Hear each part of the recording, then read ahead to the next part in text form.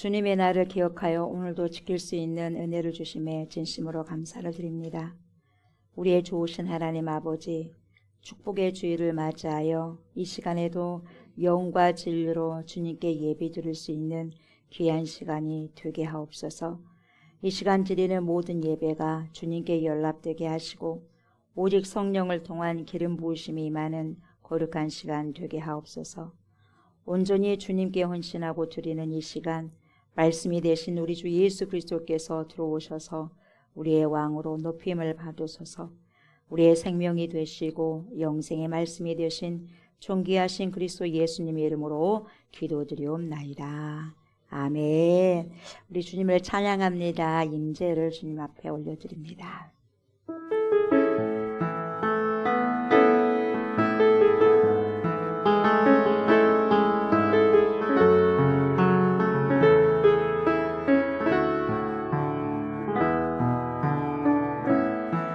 하늘의 문을 여소서, 이곳을 주목하소서. 주를 향한 노래가 꺼지지 않으니 하늘을 열고 보소서. 이곳에 임재하소서. 주님을 기다립니다. 기도의 향기가 하늘에 닿으니 주여 임재하여 주소서. 이곳에 오셔서 이곳에 앉으소서. 이곳에서 드리니 예배를 받으소서. 주님의 이름만이 오직 주의 이름만 이곳에 있습니다. 이곳에 오셔서 이곳에 앉으소서. 이곳에서 드리니 예배를 받으소서. 주님의 이름만이 오직 주의 이름만 이곳에 있습니다.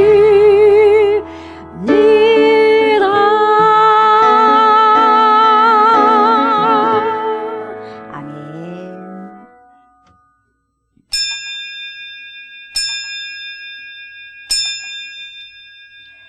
예수께서 대답하여 이르시되 진실로 진실로 내게 이르노니 사람이 거듭나지 아니하면 하나님의 나라를 볼 수 없느니라.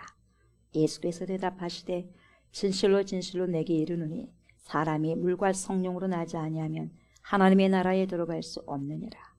아버지께 참되게 예배하는 자들은 영과 진리로 예배할 때가 오나니 곧 이때라. 아버지께서는 자기에게 이렇게 예배하는 자들을 찾으시느니라.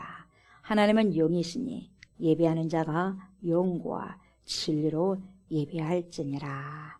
아멘. 우리 주님을 찬양합니다. 찬송입니다. 찬송가 37장입니다. 37장 주 예수 이름 높여 다 찬양하여라. 우리 주님께 올려드립니다.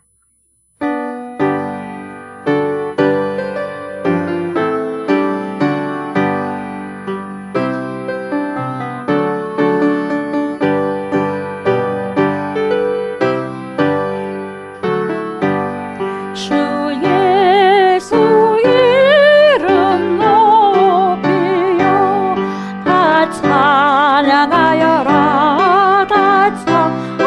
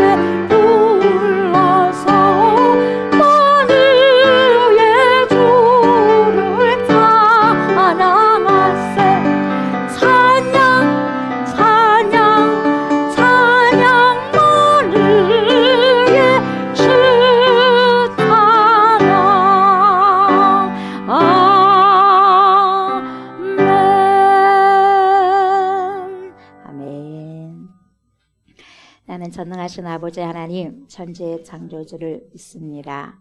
나는 그의 유일하신 아들 우리 주 예수 그리스도를 믿습니다. 그는 성령으로 잉태되어 동정녀 마리아에게서 나시고 본디오 빌라도에게 고난을 받아 십자가에 못 박혀 죽으시고 장사된 지 사흘 만에 죽은 자 가운데서 다시 살아나셨으며 하늘에 오르시어 전능하신 아버지 하나님 우편에 앉아 계시다가 거기로부터 살아있는 자와 죽은 자를 심판하러 오십니다. 나는 성령을 믿으며 거룩한 공교회와 성도의 교제와 죄를 용서받는 것과 몸의 부활과 영생을 믿습니다.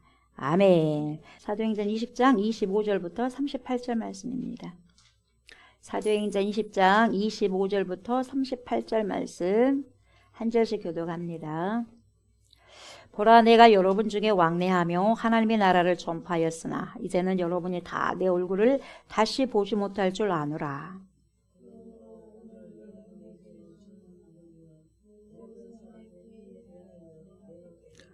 이는 내가 꺼리지 않고 하나님의 뜻을 다 여러분에게 전하였음이라.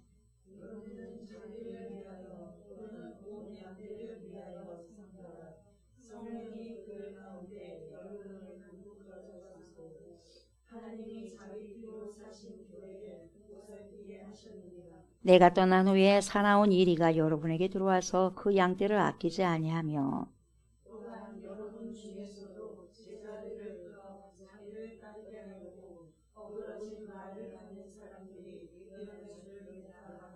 그러므로 여러분이 일깨워 내가 3년이나 밤낮 쉬지 않고 눈물로 각 사람을 훈계하던 것을 기억하라.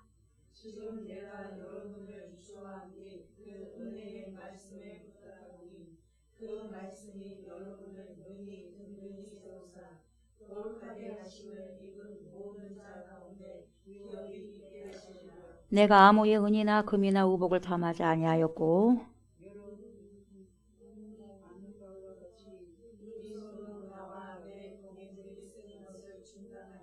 범사에 여러분에게 모범을 보여준 바와 같이 수고하여 약한 사람들을 돕고 또 주 예수께서 친히 말씀하신 바 주는 것이 받는 것보다 복이 있다 하심을 기억하여야 할지니라. 이 말을 한 후 무릎을 꿇고 그 모든 사람들과 함께 기도하니 다 크게 울며 바울의 목을 안고 입을 맞추고 다시 그 얼굴을 보지 못하리라 한 말로 말미암아 더욱 근심하고 배까지 그를 존송하니라. 그렇습니다. 우리가 가야 할 길은 주님께서 그 가신 길을 저희 또한 걸어가는 길이 주님의 길이고 주님의 도고 십자가의 길이 아니겠습니까? 잘 따라가게 하시고 제자는 스승을 잘 따라가야 됩니다. 참다운 제자가 하나님 스승의 말씀을 잘 듣고 순종하는 자들이 진정한 제자들이 아니겠습니까? 그 말씀의 도를 따라서 오늘도 아버지 어김없이 순종하기 위해서 주님 앞에 말씀 앞에 섭니다. 주님 귀한 인생들 되게 하시고 말씀을 순복하고 순종하는 자들 되게 하시고 우리 주 예수 그리스도의 진정한 제자들이 되어서 주님 그 가신 길을 끝까지 잘 달려가서 포기하지 않고 잘 달려가서 우리 주님께 꼭 잘했다 칭찬받을 수 있는 귀한 거듭난 자들 될 수 있도록 축복하옵소서. 이 시간에도 말씀의 자리에 섭니다.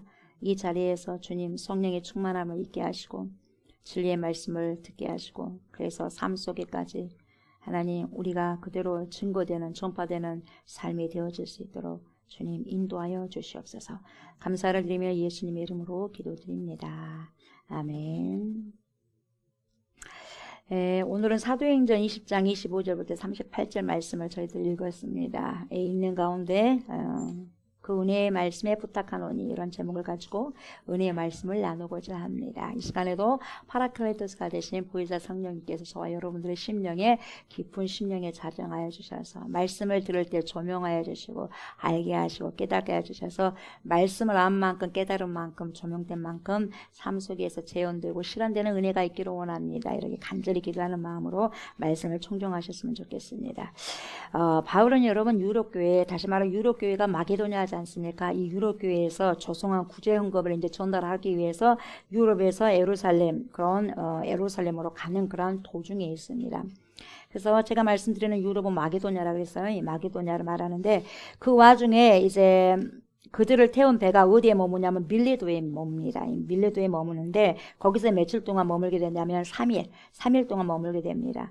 그러니까 예기치 않게 시간을 뭡니까 이렇게 좀 벌 수 있었던 거죠. 시간을 더 가지게 된 것입니다. 그래서 저번에도 봤지만 17절을 보면 사도 바울은 그 막간의 시간을 이용해 가지고 급하게 에베소 교회의 장로들을 이렇게 리더자들을 밀레도로 오게끔 이렇게 콜을 하잖아요. 부릅니다. 그리고 부른 다음에 마지막 유언의 말, 그러니까 고별 설교를 하는 장면이 20장의 사도행전 20장의 장면이라고 보면 됩니다. 그래서 오늘 여러 가지로 다 설명할 수는 없고 31절과 32절을 중심으로 해서 말씀을 살펴보도록 하겠습니다. 왜냐하면 굉장히 31절과 32절이 굉장히 중요합니다. 그래서 이걸 한 절만 해도 여러분 31절만 해도 여러분 2시간 후딱 해서 설명드릴 수가 있거든요. 근데 오늘은 31절과 32절을 중심으로 해서 말씀을 살펴보도록 하고 기회가 된다면 제가 사도행전 20장을 금요 심야 기도 예배 때 쭉 다시 한번 살펴보려고 합니다. 그렇게 하면 여러분들이 이해하는 데 굉장히 빠를 거예요. 그래서 한 번 더 금요 심야 기도회를 기회로 삼아가지고 한 번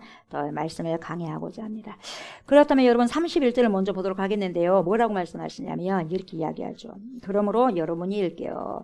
내가 3년이나 밤낮 쉬지 않고 눈물로 각 사람들에게 뭘 했어요? 훈계하던 것을 remember, 기억하라는 거죠. 3년 동안 여러분 눈물을 흘리면서 여러분 교회를 세워나가기 위해서 사도 바울이 밤낮으로 여러분 눈물을 흘리면서 훈계를 했다는 거죠. 주의 말씀으로.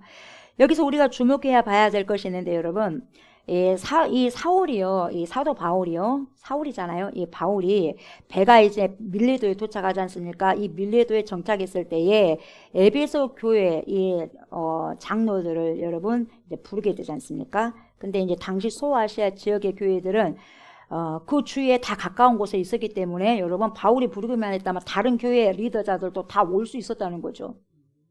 그래서 다른 교회 지도자도 여기저기서 불러가지고 밀레도에 한꺼번에 뭡니까 뭐 에베소 교회 또 어떤 교회 해가지고 리더자 뭐 한두 명씩 해가지고 오게 할 수도 있는 거죠. 근데 유독히 여러분 에베소 교회 장로들만 지금 부르고 있는 거예요. 다른 교회 지도자들은 부르지 않는다는 거죠. 이걸 우리가 자세히 볼 수 있어야 됩니다. 그래서 여러분 바울이 이렇게 한 이유가 도대체 무엇이었을까? 여러 교회를 세웠지 않습니까? 사도 바울이 뭐 한 교회만 세운 거 아니지 않습니까? 여러 교회를 세웠음에도 불구하고 그 중에서도 유난히 에베소 교회의 성도들이 가장 마음에 들어서 그랬을까요? 편해했을까요?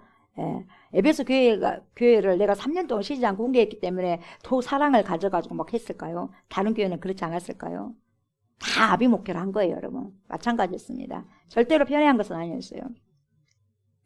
바울이 소아시아의 교회들 중에서 여러분 에베소 교회 장로들, 다시 말하면 이 교회를 섬기는 사역자들을 따로 이렇게 콜링한 거예요.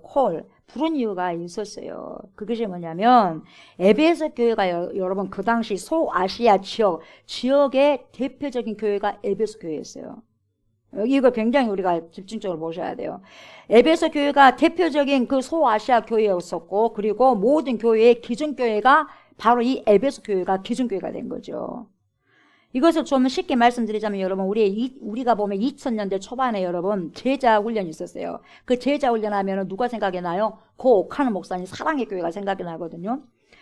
그 전에도 제자 훈련이 있었어요. 우리나라에 있었는데 여러분 그 이전에 제자 훈련은요 교회에서 제자 훈련을 한 게 아니라 선교 단체에서 제자 훈련을 했었어요. 그러니까 선교 단체 제자 훈련의 문제가 뭐냐? 어떤 고등학생들이 이제 졸업을 해가지고 대학을 가잖아요. 대학을 가는데 대학을 가면 여러분 동아리들이 있어요. 동아리들이 있는데 동아리가 많아요. 어느 한 동아리만 있는 거 아니에요. 많습니다. 근데 특별히 거기에도 여러분 동아리가 선교단체 동아리가 있는 거예요. 근데 그 선교단체 동아리 누가 들어가겠어요? 믿지 않는 사람이 들어가겠어요? 믿는 사람이 들어가겠어요? 믿는 사람이 들어가겠죠. 특별히 여러분 동아리까지 선교단체 동아리까지 들어간다면 믿음이 좋겠어요? 안 좋겠어요? 좋겠죠. 그러니까 여러분 이러한 선교단체는 믿음이 있는 예수를 믿는 사람이 선교단체로 들어가는 거예요. 그래서 거기서 다시 한번 더 강하게 제자 훈련을 받는 거죠. 그런데 이 고옥하는 목사님께서 제자 훈련한 것은 교회에서 한 거거든요. 그러니까 초신자 생전 생뚱맞게 예수를 잘 몰라요. 근데 예수를 잘 모르는 사람이 교회로 왔어요. 근데 그 교회에 온 사람들, 교회에서 적용하는 최초의 제자훈련이 고 옥하는 목사님이 하셨던 그 제자훈련이에요. 그러니까 교회에서 했다는 게 굉장히 이게 의미가 있다는 것이죠. 그래서 굉장히 그게 중요한 거죠. 그런데 이 제자훈련을 교회에 접목해가지고 초신자를 아주 신실한 제자를 성숙시켜놓고 양육하는 일에 최초로 성공한 사례가 바로 고 옥하는 목사님. 그래서 사랑의 교회에서 그 제자훈련 있었지 않습니까? 그 훈련이 엄청나게 우리나라에서 2000년대 초반 엄청나게 큰 의미가 있다는 것입니다. 그러다 보니까 옥하는 목사님의 등장 이후에 제자훈련의 판도가 완전히 여러분 바뀌어지는 거죠. 그래서 여러분 이전의 훈련은 선교단체, 그 선교단체가 주도적이었다면 여러분 옥하는 목사님의 그러한 제자훈련의 등장은 여러분 교회가 주도적이기 시작된 거죠. 교회가 엄청나게 여러분 그래서 이슈가 된 거죠. 그래서 이 제자훈련은 더 굉장히 건강해지고 건전해지고 대중적인 운동으로 확산이 된 거죠. 그래서 제자훈련 하면 여러분 엄청나게 많은 교회들에 가가지고 목회자들 가가지고 훈련 받고 와서 자기 뭡니까 교회에 접목을 시켰던 거죠. 그런데 중요한 것은 뭐냐, 교회의 제자훈련을 그 옥하는 목사님이 시작했기 때문에 어쩔 수 없이 이후로 여러분 제자훈련을 하고자 했던 교회들은 이 옥하는 목사님과 사랑의 교회가 기준이 될 수밖에 없었던 거예요. 그 기준은 그 옥하는 목사님이었고 그 기준은 사랑의 교회였다는 거죠. 그래서 제자훈련을 하는 모든 교회들의 리더가 그 옥하는 목사님이 된 겁니다. 그러다 보니까 제자훈련하는 교회들이 어떤 논쟁을 벌이게 되는 거예요. 이렇게 있을 때는 어떻게 해야 될까? 저렇게 있을 때는 저렇게 할까? 그러니까 A교회는 여러분 이렇게 해야 된다. B교회는 저렇게 해야 된다. 이렇게 이야기하는 거예요.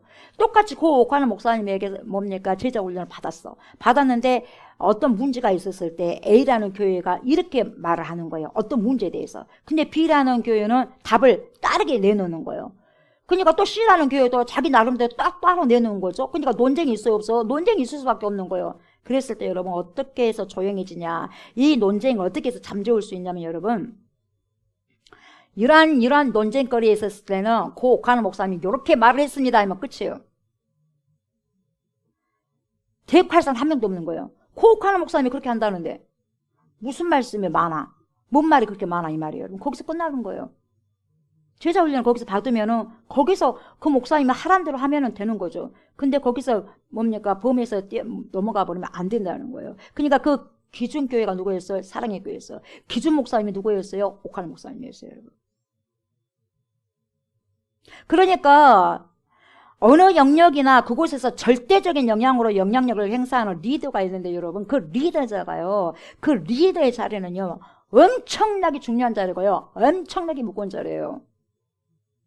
특별히 부모의 자리는 엄청나게 무거운 자리예요. 애만 놓는다고 부모가 절도가 아니에요, 여러분. 목회자도 마찬가지예요. 그 삶을 살지 못하면 말씀만 손판다고 절대 되는 게 아니에요, 여러분. 그 한 명이 잘 서 있으면 여러분 모두가 잘 서요. 그러나 여러분 한 명이 잘못 서게 되면 여러분 한순간에 무너지게 되는 거예요.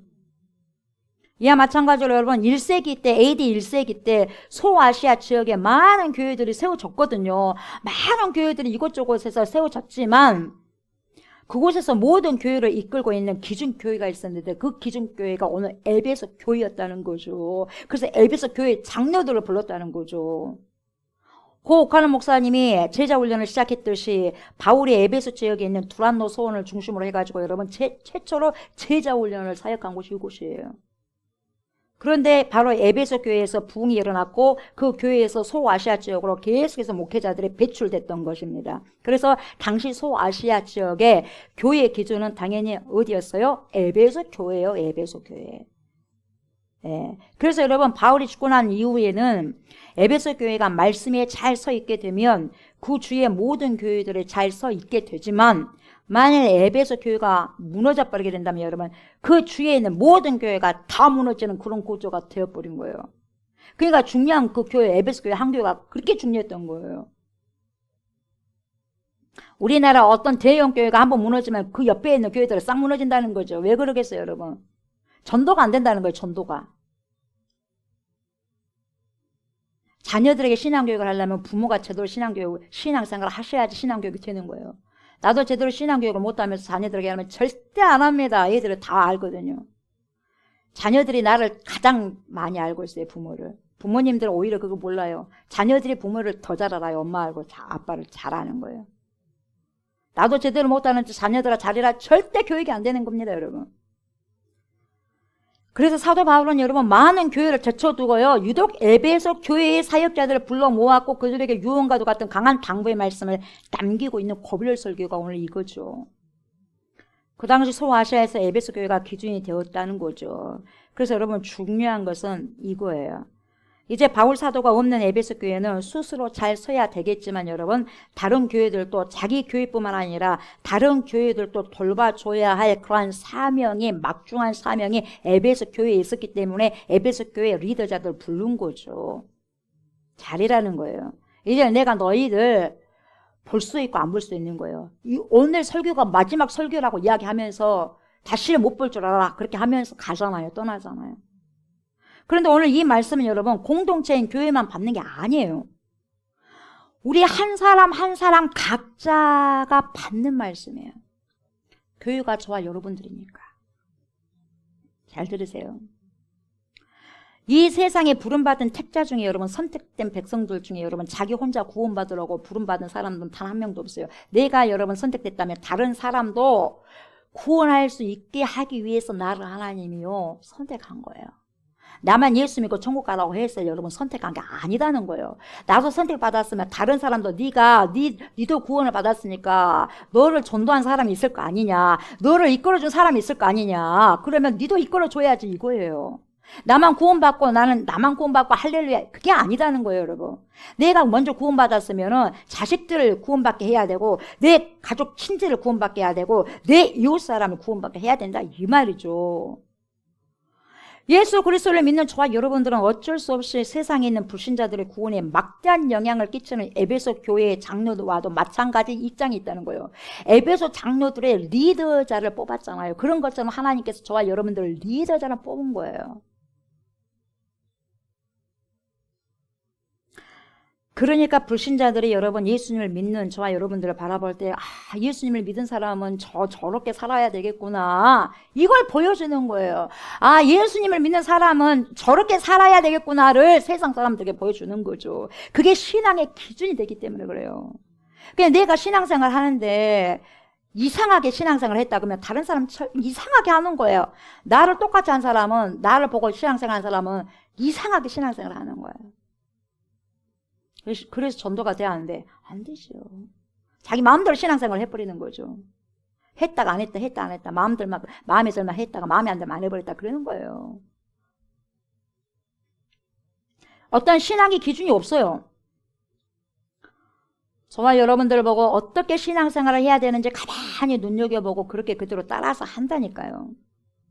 그리고 저나 여러분들은 여러분 가족들 특히 내 자녀 그리고 배우자의 구원을 돌아봐야 하는 에베소 교회의 사명을 가졌어요. 그래서 굉장히 사도행전 20장이 중요한 거예요. 교회만 알아야 된다, 목회자만 알아야 된다 그거 아니에요. 여러분 그렇다면 이 성경을 목회자면 주는 거죠. 왜 모든 성도에게 줬겠습니까 여러분? 성경은 저와 여러분들에게 다 주신 거죠. 목회자에게 준 것이 아니다고요. 뭔 말인지 알겠죠? 자, 그렇다면 에베소 교회 장로로 부름받은 저와 여러분들은 다른 사람의 구원을 돌보기 위해서 해야 되는 아주 막중한 사명이 있어요. 그게 뭐냐? 31절이죠. 그러므로 여러분이 읽기에 내가 3년이나 밤낮 쉬지 않고 눈물로 각 사람 훈계하던 것을 remember 기억하라고 하는 거예요. 여기서 여러분 단어가요. 굉장히 중요한 단어가 나오는데 여러분 여기서 훈계라는 거예요. 훈계. 여러분 이 훈계라는 단어가요. 상당히 중요한데요. 훈계 사역을 했다는 거예요. 이 에베소 교회가 다른 교회들을 거룩하게 세운다고 그렇게 말을 할 때 제일 중요했던 사역이 뭐였냐면 훈계 사역이었어요. 훈계 사역. 그러면 여러분 사람의 영혼을 살리는 성경적인 훈계가 도대체 어떤 훈계냐? 여러분 이 훈계를 잘 들으셔야 돼요. 이것을 분명히 알아야지 마땅한 성경에서 요구하는 훈계를 하는 거예요. 여러분 그냥 말씀 가지고 훈계한다고 절대로 되는 게 아니고요. 31절에 나오는 훈계는 어떤 훈계냐면 누데시아의 훈계예요. 누데시아 헬라어로 누데시아예요. 누데시아. 이 누데시아라는 단어가 뭐냐, 한 사람의 죄를 지적하는 거예요. 한 사람의 죄를 지적했는데 이게 쓴소리예요. 쓴 이야기예요. 쓴소리. 여러분 듣기 좋겠어요? 듣기 싫죠? 이 쓴소리 하는 누가 좋아라 그러겠어요? 단소리를 해야지 좋아하지 않겠어요? 그렇잖아요. 쓴소리 하면 안 좋아하라 그러잖아요. 저도 안 좋고 여러분도 안 좋아하라 그러잖아요. 당연히 안 좋아하라 그래요. 쓴소리. 누대시 하는 쓴소리예요. 여러분. 누가 자기 죄를 지적하는 좋겠어요? 듣기 싫은 거죠. 그리고 여러분 이 누대시아 단어가요, 억지로라도 이 뜻이 있어. 이 억지로라도 그 사람을 거룩으로 하나님의 거룩성으로 하나님의 자녀로 이끄는 강제성이 있는 단어예요. 누대시아가. 그래서 어쩔 수 없이 훈계를 듣는 사람 입장에서는 여러분, 내가 그 훈계를 받아 기분 안 좋아. 좋을 수 있겠어요? 훈계하는데, 쓴소리 하는데. 그런데 여러분 이 누대시아가 정말 특별한 이유가 뭐냐면요, 에베소 교회는 그 사람을 뭘로 이끌어요? 방탕으로 이끈 것이 아니라 거룩으로 이끌기 위해서는 쓴소리를 해야 된다는 거예요. 쓴소리를. 교회가 쓴소리를 안 해서 요지경까지 온 거예요. 세상이 요지경만 되는 게 아니라 교회 안 사람들도 요지경이 되는 거예요. 이 훈계라는 누대시아의 전제가 있어야 되는데 여러분, 그것은 바로 그 말을 들은 사람에게서 분노가 일어나면 안 되는 거예요. 잘 들으세요. 분노가 일어나면 안 된다는 거예요. 예를 들면 이 누대시아가 등장하는 본문이 에베소서 6장 4절인데 분명히 이렇게 기록하고 있어요. 또 아비들아 너희 자녀를 노엽게 하지 말고 오직 주의 교훈과 훈계로 양육하라, 이렇게 말씀하고 있어요. 그러니까 자녀를 바르게 양육하는 일에 있어서 여러분, 부모는요 훈계를 해야 돼요. 다시 말하면 순서를 해야 되는 의무가 있어요. 의무가. 그런데 이 훈계, 다시 말하면 이 누대시아의 전제가 뭐냐면 자녀가 부모의 훈계를 듣고 노여움이 일어나면 안 된다는 거예요. 부모는 아이들에게 사랑으로 훈계를 했는데 그 훈계를 받은 자녀의 마음에 분노가 일어난다면 여러분, 이것은 성경이 말하는 누대시아를 실패했거나 아니면 훈계가 아니라는 거예요. 그러면 오늘날 에베소 교회 장로를 가리키는 저와 여러분들이 해야 되는 훈계가 뭐냐? 지금 설교를 듣는 분들 중에는요, 내가 자녀일 수 있어, 아들일 수 있고 딸일 수도 있어. 자녀의 입장인 분들도 있고 또 내 자식이 있다면 내가 부모의 입장에 있을 수 있는 거예요. 그렇다면 여러분, 일단 부모는 제쳐놓고 내가 자식의 입장이라고 생각해봐요. 내가 자식이야. 내가 자식이라고 그렇게 생각하고 여러분 말씀을 들어보세요. 그렇다면 여러분, 저와 여러분들은 부모님이 어떤 훈계를 했을 때 가장 화가 나고 성질 나고 분노를 일으킵니까? 어쩔 때 노여움이 생겨요. 저와 여러분들의 자녀의 입장에서 볼 때 여러분, 부모님들이 어떤 훈계를 할 때 가장 기분이 나쁘냐면, 다시 말하면 이것을 다시 바꿔서 말할게요. 가장 하지 말아야 될 훈계가 뭐냐면 여러분, 자기도 적용하지 않는 훈계를 자식에게 한다는 거예요. 그러면 자식이 분노해요. 엄마 니나 잘해라. 엄마 아빠 니나 잘해라. 이래버려요. 그러면 분노가 돼야 안 돼요, 여러분. 아무리 훈계해도 안 된다니까요. 왜? 부모가 적용을 하지 않는데 자식이 들을 이유가 없잖아요. 지금 성경 그걸 이야기하고 있는 거예요. 나에게 하라고 할 때 화가 나고 분노가 치밀어 오른 거예요. 왜? 본인도 안 하면서 왜 나한테 해라고 그래? 본인이 어른이잖아. 나는 아이잖아. 본인이 더 많이 살았잖아. 우리가 30대다면 부모는 50대, 60대요. 더 살았잖아. 그럼 바로 해야지. 그러면서 나한테 바로 해라고 그래야지. 당신도 바로 하지 않으면서 나한테 바로 해라고 그래? 안 된다는 거야. 안 된다는 거야. 그래야 안 그래요. 그렇게 시키면 여러분들 기분 좋아, 안 좋아? 저라도 안 좋아요. 내 엄마가, 내 아빠가 그렇게 살지 못하면서 딸 그렇게 살아 그러면 웃어, 안 웃어? 웃어요. 웃어. 비웃는 거예요. 훈계 들어가요. 비웃어요, 여러분. 제가 다른 말 아니라 정말 그렇다니까요. 성경이 말씀에 하나님이 그렇다는데 사람을 지었잖아, 하나님께서. 사람을 모르겠어요. 그걸 모르겠어요, 여러분. 마음은 어떤 것을 품고 있다는 거 모르겠어요. 자기가 적용하지 않는 훈계는 반드시 자녀에게 분노를 일으킨다는 거예요. 훈계가 들어가지 않아요. 분노를 일으켜요. 근데 보세요, 여러분. 31절을 보면 사도 바울이 에베소 교인들에게 훈계를 했는데요. 훈계한 방법을 보세요. 3년이나 밤낮 쉬지 않고 밤낮으로 눈물로 훈계. 여러분, 자녀들을 눈물로 3년 동안 여러분 훈계해 본 적 있어요? 밤낮으로 쫓아다니면서? 자식을 쫓아다니면서 자식아 그렇게 살아가면 안 된다고 눈물을 흘리면서 여러분 관심을 가지면서 자식들 뒷공문이 쫓아다니면서 훈계해 보셨어요? 눈물로. 성경에서 눈물이라고 하는 표현은요, 말로 하는 그런 게 아니에요. 이렇게 해라, 안 하면 안 된다, 이게 아니에요.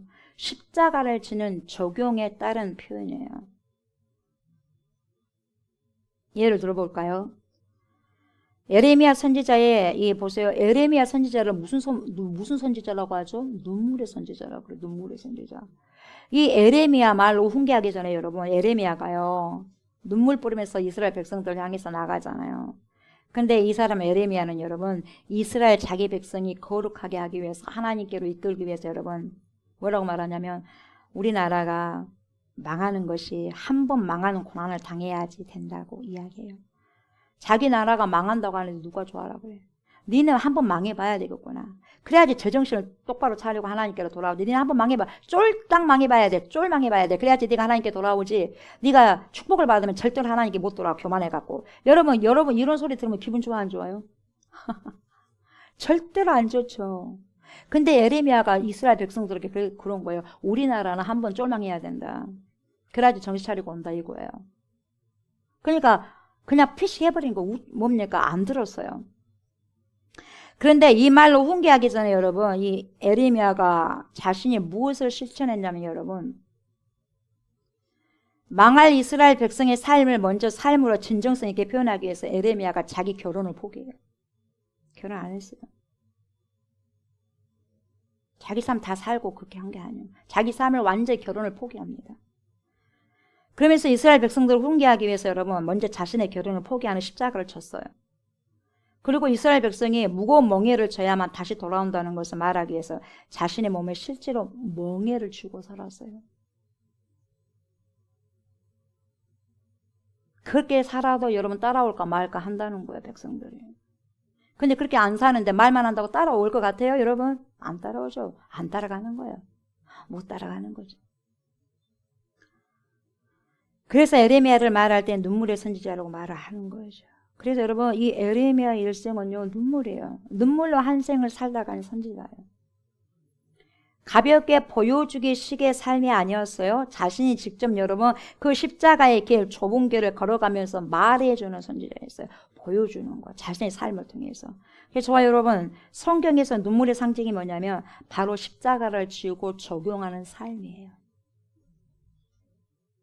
바울이 3년이나 밤낮 쉬지 않고 눈물로 각 사람을 훈계했다는 말의 뜻이 뭐냐면 바로 보세요. 훈계하기 전에 자기가 먼저 십자가를 적용했다 그 말이에요.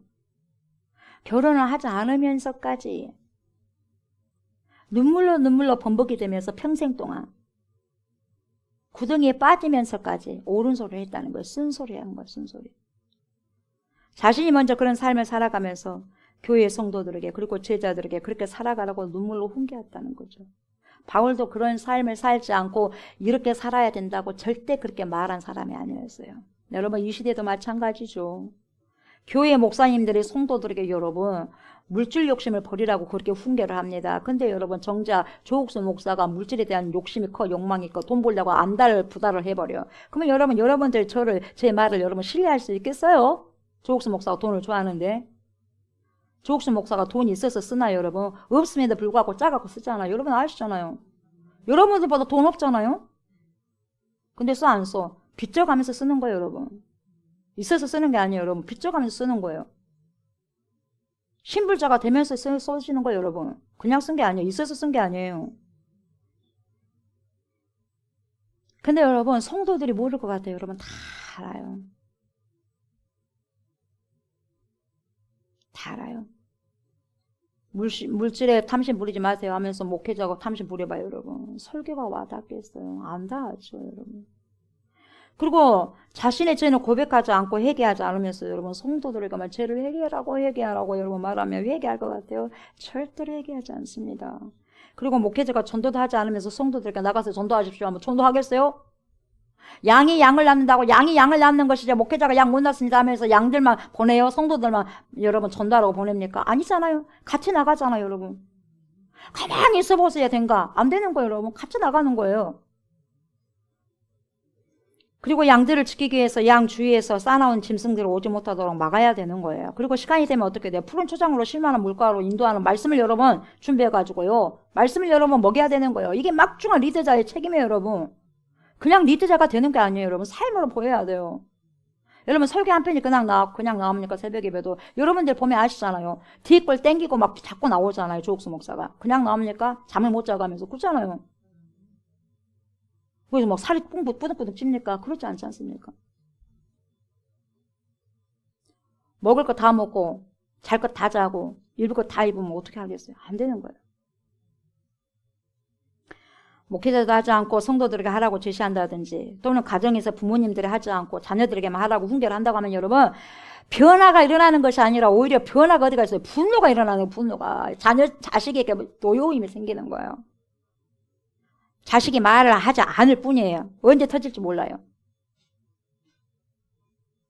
이런 훈계는 사도 바울이 적용한 누데시아가 아닌 거죠. 오늘 본문에서 사도 바울이 했던 여러분 눈물의 훈계는요.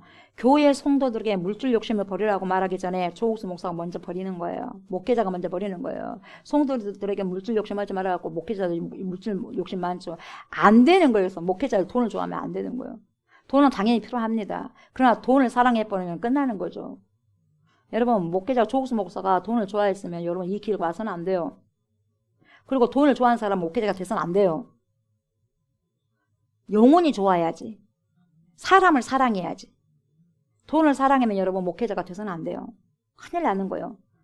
목회자를 잡는 거예요. 아니 성도들을 잡아먹는 거죠. 죄를 고백하기 전에 고백하라고 하기 전에 여러분 성도 보고 하라기 전에 목회자가 해야 되고 자식들에게 먼저 하라기 전에 내가 먼저 하는 거예요.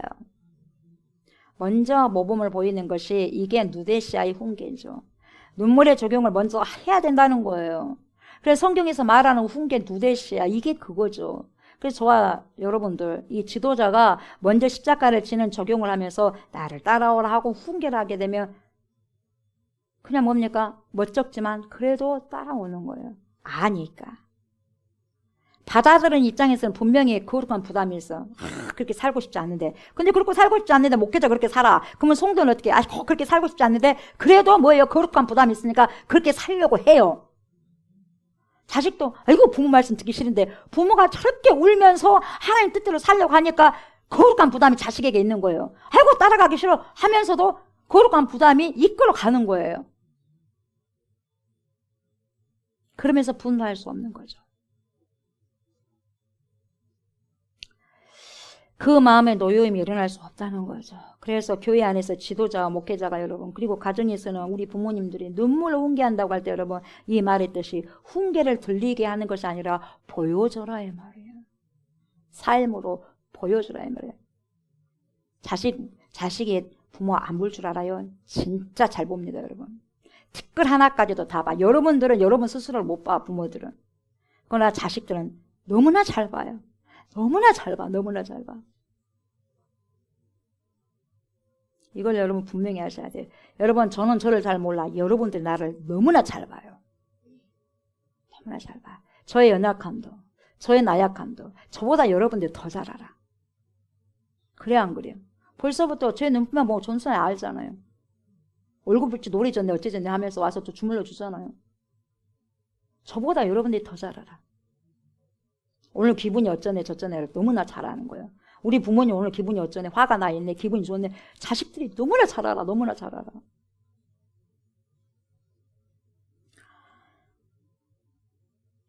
여러분 성경이 말씀하는 훈계는 누데시아는 여러분 보여주는 거예요. 말하는 게 아니에요. 백날 말해보십시오. 안 되는 거예요. 삶으로 보여줘야 되는 거예요. 보여주는 것이 여러분 자녀들에게 분노를 일으키지 않아요. 보여주지 못하면서 말로만 하면은요 노여움을 사게 됩니다. 부모님들 공부도 하지 않으면서 자식들에게 공부해라 하면 공부하겠어요 여러분. 공부하는 모습을 책상에 앉아있는 모습을 보여줘야죠. 손흥민 아버지가 그러잖아요. 손흥민이가 1시간 뛰면 아버지는 2시간 뛰잖아요. 그래서 뛰라고 할 수 있는 거예요. 자식 공부하기를 원한다면 자식이 3시간 공부하면 나는 5시간 6시간 공부해야 돼. 하지 않으면서 하라고 하면은 분노를 일으켜요. 분노를. 나도 거짓말을 하는데 자녀들에게 거짓말을 하지 말라고 하면 자녀들이 분노해. 뭔 말인지 알겠어요? 말로는 거짓말을 하지 말라고 하는데 삶이 거짓말을 하고 있어. 자식이 모를 것 같아요, 여러분. 나도 그렇게 다 배우잖아, 부모를 통해서. 배워 안 배워? 배우잖아요. 여러분이 말씀하든 안 하든 배우잖아요. 나도 모르게 그 물을 먹고 있어, 마시고 있어. 굉장히 중요한 겁니다. 한국교회가 굉장히 중요해요. 그래서 나도 모르게 초신자들 와가지고 목회자 하는 걸 봐. 그리고 성도들 하는 걸 가만히 봐. 아, 저게 신앙생활인가? 그러면서 그렇게 하는 거야. 잘해야 되겠어요? 못해야 되겠어요? 잘해야 돼. 말로만 이렇게 한 거 아니에요. 삶으로 그렇게 보여줘야 돼. 근데 우리 한국교회 그렇게 못 보여줬어. 그러니까 여러분, 신앙생활을 엉망으로 하는 거예요. 신앙생활도 아닌데도 종교생활을 하는 거예요. 종교생활 해갖고 천국 갈 수 있다는 거 절대 못 갑니다, 여러분. 네. 천국 가는 자는 많지 않아요. 소수입니다. 노아 시대 때 뭡니까? 노아뿐이 없었어요. 8명. 그때는 인구가 1억 명이 넘었어요. 2억 명 정도 됐어요. 근데 2억 명 중에 8명이에요, 여러분. 지금 몇 억이에요? 80억이에요? 80억에서 얼마나 될지 모르겠어요. 천국 가는 사람이. 나도 거짓말을 하는데 자녀들에게 거짓말을 하지 말라고 하면 여러분 자녀들이 분노하고요. 이것도 그냥 몇 번 해보고 바뀌기를 원한다면 그것은 영적 사기죠. 영적 사기요. 나도 못 바뀌는데 어떻게 자식들에게 바뀌라고 하겠어요? 목사도 못 바뀌는데 어떻게 성도들에게 바뀌라고 하겠어요? 영적 사기입니다.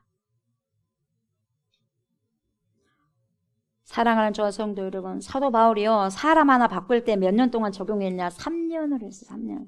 3년 동안 여러분 밤낮으로 눈물을 흘리면서 했다고 그랬어요.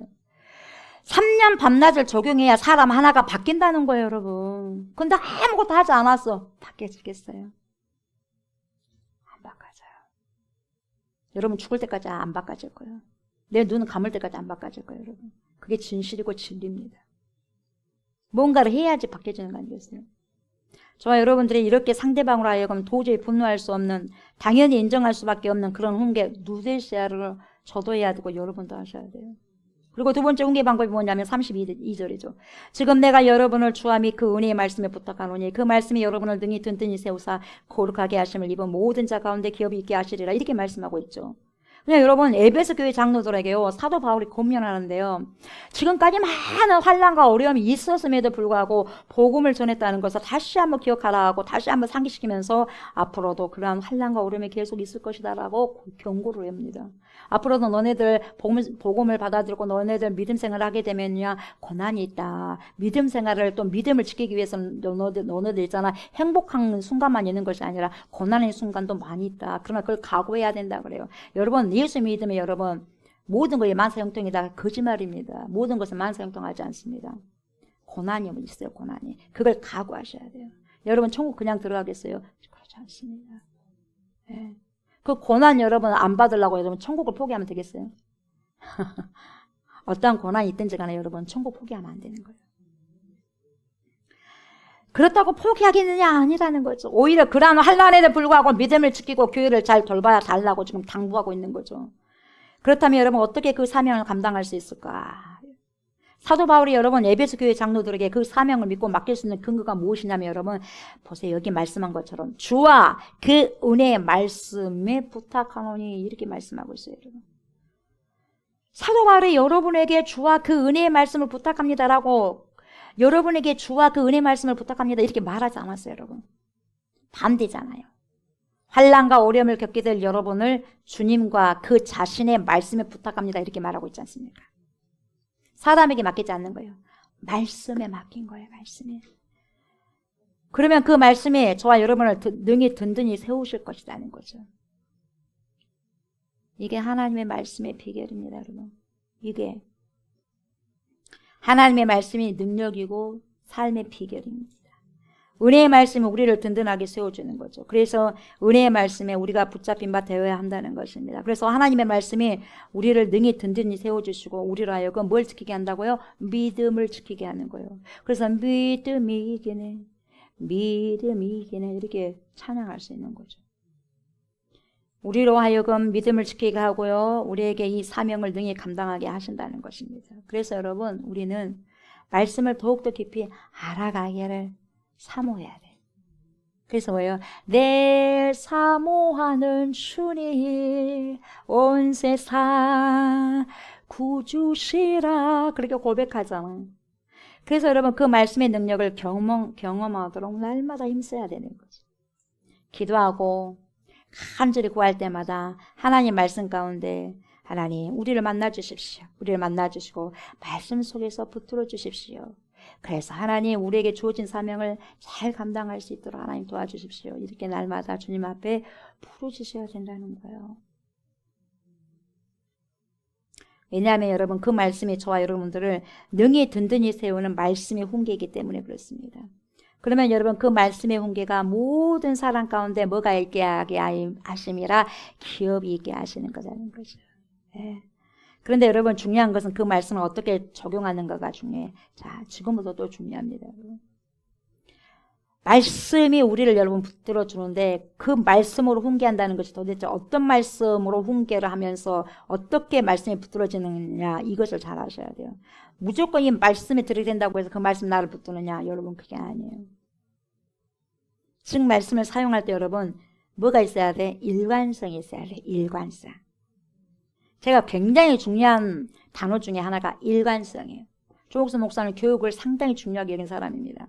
조옥수 목사는 질서를 중요하게 여긴 사람이에요.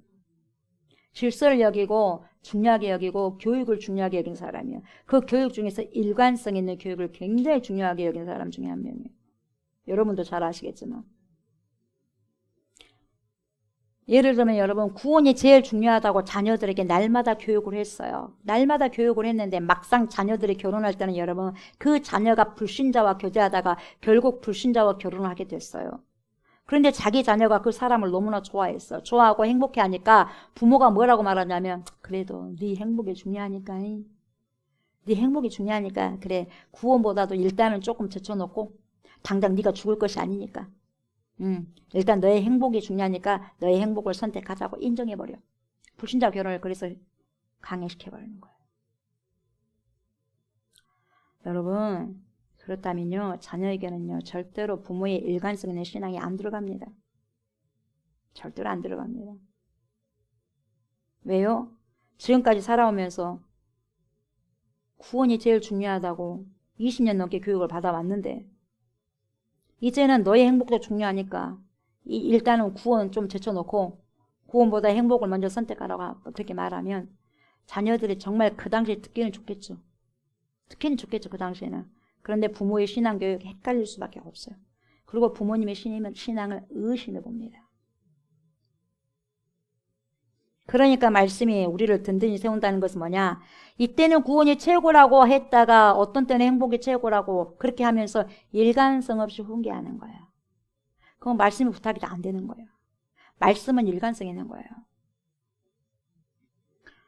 여러분 그거야 아니에요.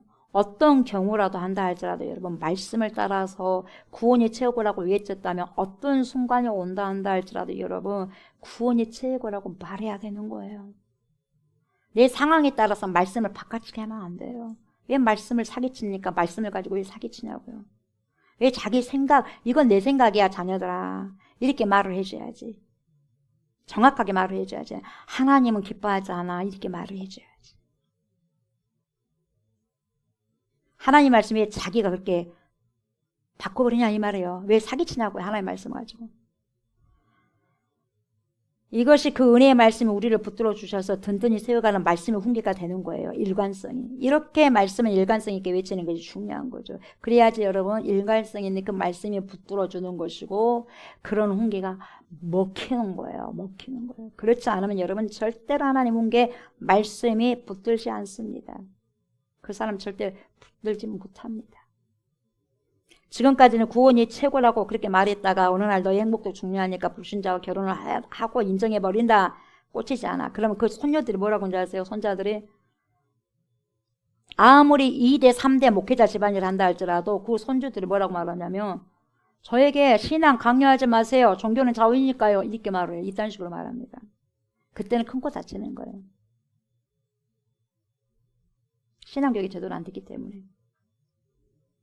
왜요? 모든 교육도 일관성이 있어야 되는데 이랬다 저랬다 해버리니까 안 되는 거예요. 그 강요하지 마세요. 일관성 없는 거. 종교는 자유니까 이렇게 되어버리는 거예요.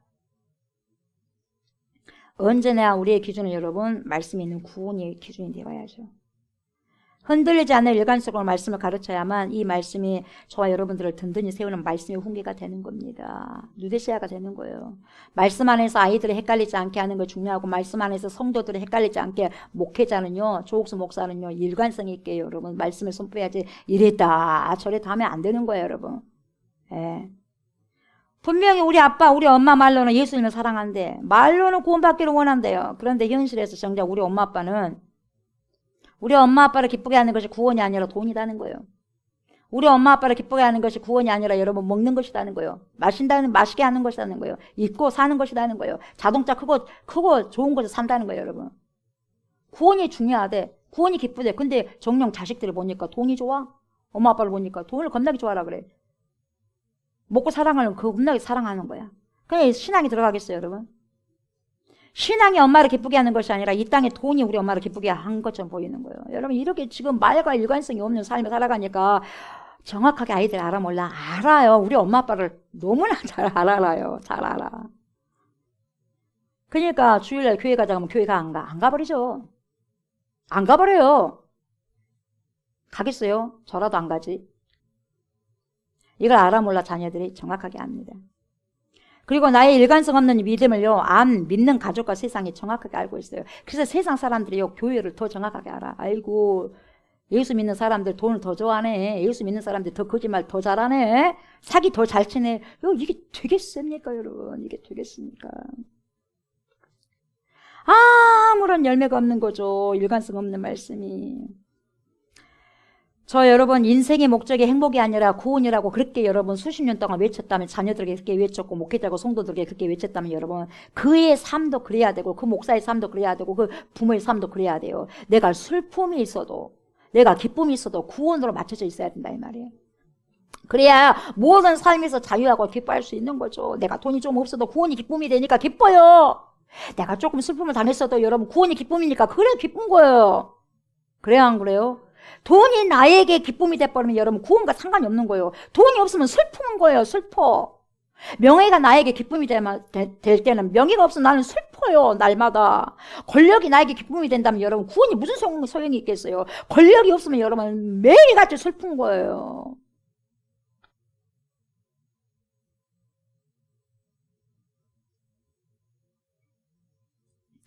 저 여러분 예수 믿는 믿음이 최고라고 그렇게 말을 했다면 여러분 삶이 그렇게 살아가는 게 맞는 거죠.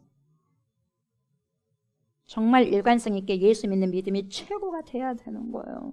목회자들도 자녀가 예수 믿지 않는데 불신자와 결혼하는 걸 갖다가 찬성하고 되겠습니까? 어떻게 이게 저는 말이 안 된다고 봐요.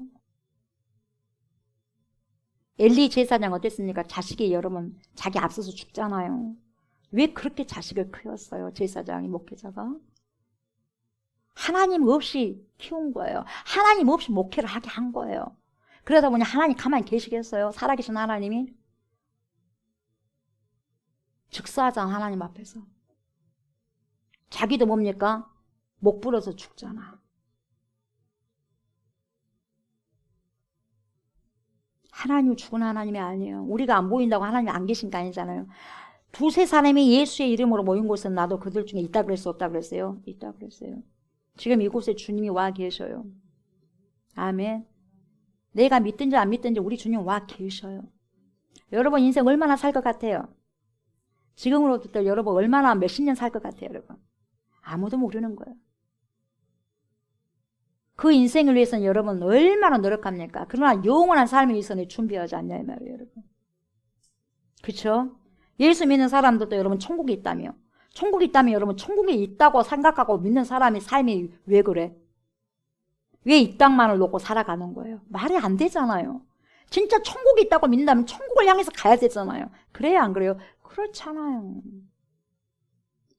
자, 여러분들 앞으로 그렇게 가야 되는데. 말씀을 마무리합니다. 그 은혜의 말씀을 부탁하노니라는 말씀은 곧 자녀들에게 말씀으로 훈계를 할 때 말로만 하는 것이 아니라 내 눈물로 보여주는 그런 훈계를 해야 된다는 거예요. 에레미야는 자기 장가도 가지 않고 결혼을 포기하면서까지 여러분 보여줬잖아. 삶을 눈물을 흘리면서. 그래야지 분노하잖아요.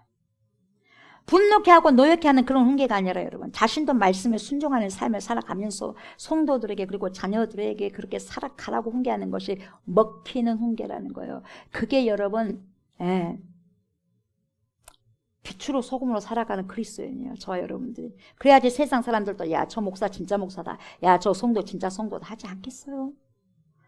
똑같이 세상 사람들과 똑같이 네 그렇게 했어, 나도 그렇게 해버린다. 그러면 여러분 독이 되겠어요? 안 되겠어요? 안 되는 거죠. 안 되는 거죠. 니나 나는 똑같이 하는데 독이 되겠어요? 안 되는 거죠. 그리고 하나님의 말씀이 기준이 되어 여러분 일관성 있는 모습으로 하는 훈계를 하셔야 되는 거죠. 그렇게 하실 때 반드시 그러한 삶에는 여러분 하나님이 주시는 거룩한 기업이 생기는 거죠. 그런 곳에는 여러분 거룩한 열매가 맺혀지게 되어 있습니다. 이러한 삶의 열매가 저와 여러분의 인생 가운데 주렁주렁 열리시기를 주의 이름으로 축복합니다. 아멘. 우리가 말씀을 기억하시면서 우리가 찬송 546장 찬송합니다. 주님 약속하신 말씀 위에서 우리가 주님을 찬양하도록 하겠습니다.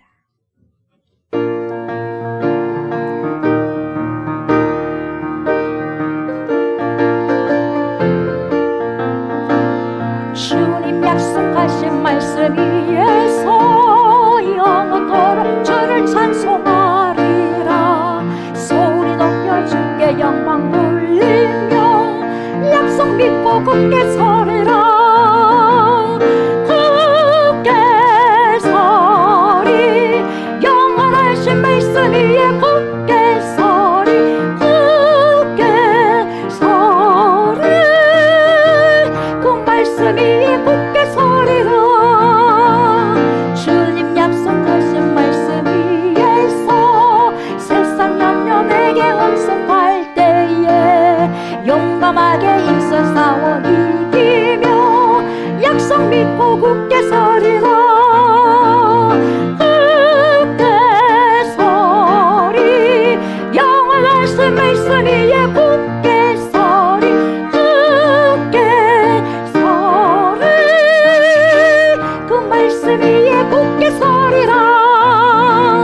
주님 약속하신 말씀 위에서 영원하신 주의 사랑이 믿고 성령으로 힘써 싸워 이기며 약속 믿고 굳게 서리라. 굳게 서리 영원하신 말씀 위에 굳게 서리. 굳게 서리 그 말씀 위에 굳게 서리라.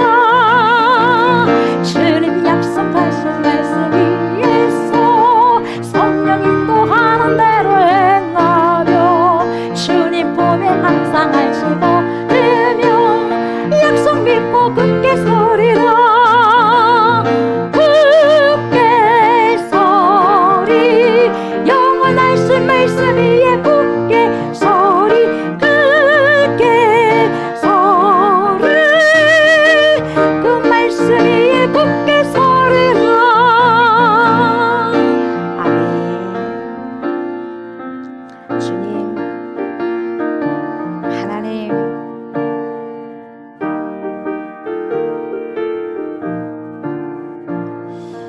살아계신 전능하신 하나님, 우리의 심령을 만지시고 터치하여 주십시오.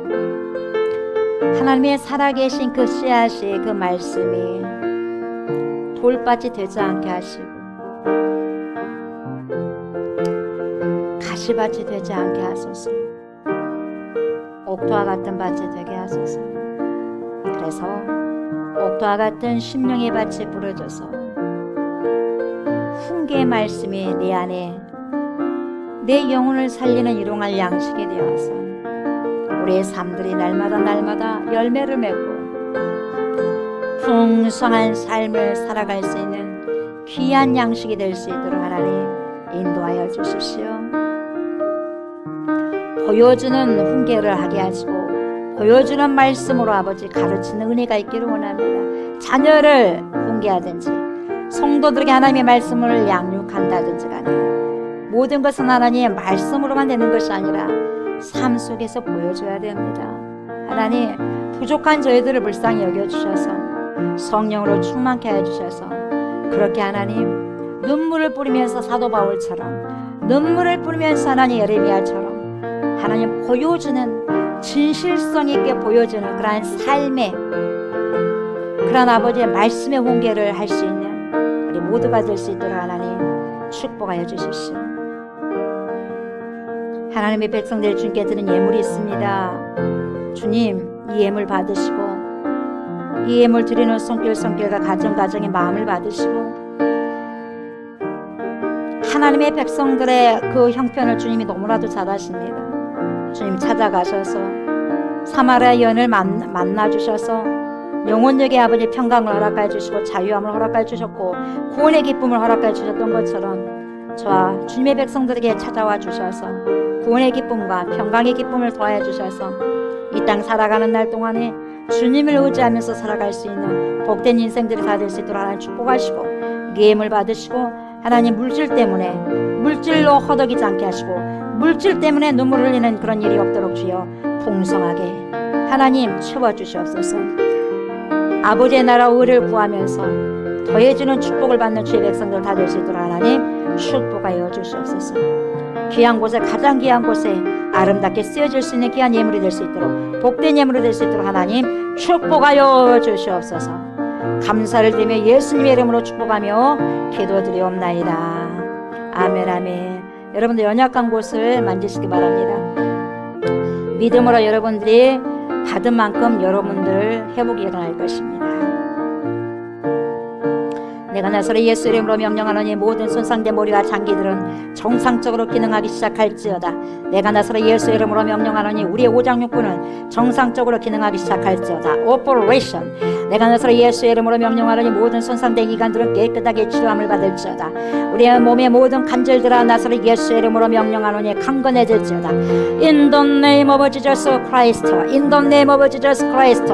In the name of Jesus Christ. 경추와 우리 디스크 증상은 다 사라질지어다. 고침을 받을지어다. 예수의 이름으로 명한다. 우리 몸 안에 있는 모든 혈액은 자르를지어다. 모든 혈관은 막힘이 없을지어다. 예수의 이름으로 명령하노니 연약해진 심장이 강건해질지어다. 예수의 이름으로 명령하노니 연약해진 심장이 강건해질지어다.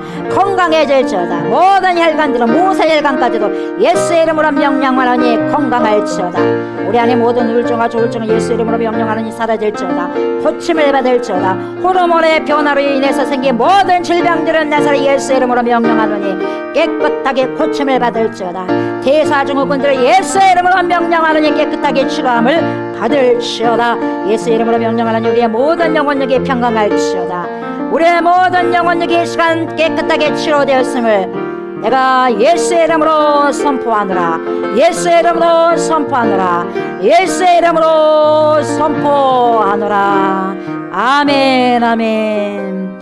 이제는 우리를 죄와 사망에서 건지시고 영생을 주시기 위해서 십자가를 주신 우리 주 예수 그리스도의 은혜와 독생성자 예수 그리스도를 우리에게 보내주신 하나님의 그 크신 사랑과 그러한 예수 그리스도를 믿고 우리를 세상 끝날 때까지 주님께로 인도하시며 믿음의 선한 싸움을 싸울 수 있도록 도와주신 성령의 역사와 교통하심이 오직 그 은혜의 말씀에 부탁하는 귀한 삶을 살아가므로 말씀이 우리의 삶을 지도하고 인도하는 그러한 거룩한 삶을 살아가기를 소망하는 사랑하는 주님의 백성들과 누데시아 즉 눈물의 훈계를 통해서 말하는 훈계가 아니라 말씀을 살아가면서 보여주는 훈계를 함으로 성도에게 그리고 자녀에게 분노가 아닌 정말 말씀을 받아들이지 않으면 안 될 수밖에 없는 그러한 거룩한 부담을 주므로 말씀이 살아 역사하여 그 심령을 변화시키며 훈계하는 대로 살아갈 수 있기를 간절히 바라는 주님의 신부들과 우리가 기도하고 있는 목포성, 진도성, 순천성, 해남성, 광주성, 천안성, 수원성 이회와 또한 이 나라와 이 민족 이회와 전 세계에 떠져 있는 모든 크리스찬들 머리머리 이회 이해로부터 영원토록 함께 하시기를 간절히 축원하옵나이다. 아멘.